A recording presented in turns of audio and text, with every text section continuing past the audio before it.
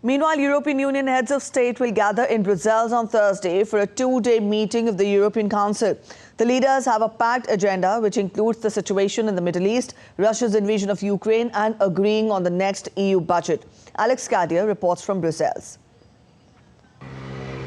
Well, the first order of business for the European Union's 27 heads of state and government will be to discuss the call for a humanitarian pause in Israel's bombardment of Gaza. That's a move backed by UN Secretary-General Antonio Guterres. Now, countries like Germany and the Czech Republic have been reluctant to fully endorse the move for fear of not seeming supportive enough of Israel, while others, like Ireland and Spain, have pushed for this to become EU policy as quickly as possible.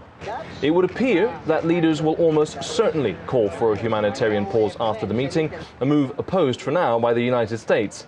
But even if they do, whether or not Israel will listen is still unclear. Also on the agenda will be the EU's support of Ukraine. President Zelensky will address the leaders via video link, and EU officials insist that they have seen no fatigue from member states and that the bloc's support for Ukraine will not waver. Nevertheless, for the first time since the start of Russia's invasion, Ukraine is not top of the agenda at the European Council.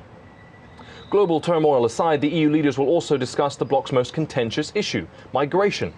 Terrorist attacks in France and Belgium have meant questions are being asked of the EU's asylum system, with many member states calling for tighter security measures to be rolled out. Finally, the EU's economy will be discussed, with member states poring over plans for the bloc's long-term budget. Here, again, some serious debate is expected, with certain countries reluctant to pay more into the European Union's coffers. In all, an agenda packed with contentious issues for the EU's 27 heads of state and government. Alex Cadier in Brussels reporting for DD India.